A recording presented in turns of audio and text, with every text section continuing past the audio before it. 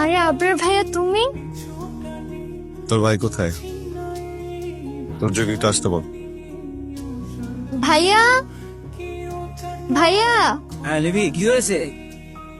আবরার ভাইয়া এসছে, তোমাকে ডাকছে। কি রে আপনার? তুই আমাদের বাসায় আয়, ভেতরে আয়। না, ভিতরে যাব না। দেখে একটু ভিতরে যা। তুমি মনে হচ্ছে অনেক রেগে আছো। ভিতরে যেতে বললাম তো। লেমি তুই ভেতরে যা। জি ভাইয়া। অফিস লাইফ কেমন যাচ্ছে? যাচ্ছে। 3টা অফিস সুইচ করে ফাইনালি এই জবটাতে আমি খুব শান্তি পাচ্ছি। ভালোই যাচ্ছে। এরা আমি তোর যোগে সরি বলেছি। বাবা খুশি হবেন জানলে। আসলে তুমি তুর্যকে সরি বলেছো?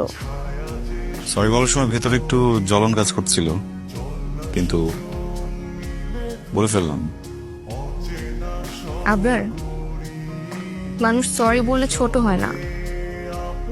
একটা মানুষ কখন বড় হয় জানো? কখন?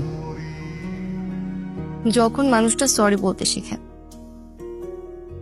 তুমি বড় হচ্ছ, দিন দিন বড় হচ্ছ। বড় হওয়ার প্রথম ধাপে পা দিয়েছ। বাহ, 27 বছর বয়সে এসে আমি বড় হচ্ছি, জেনে ভালো লাগলো। আচ্ছা, আমাদের বাসার সবাই নামাজ আদায় করে। তোমাদের বাসার তুমি ছাড়া সবাই নামাজ আদায় করে। ছোট্ট একটা ছেলে ফায়াজ, সেও নামাজ আদায় করে।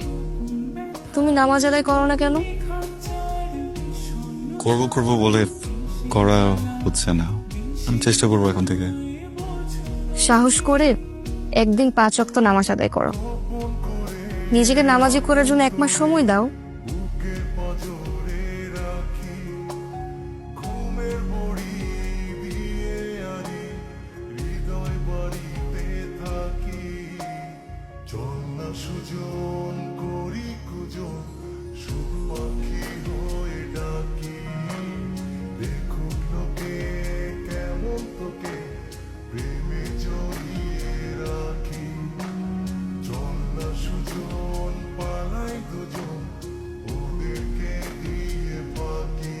আচ্ছা, আমি আবরারকে দেখলাম এশার নামাজ আদায় করছে।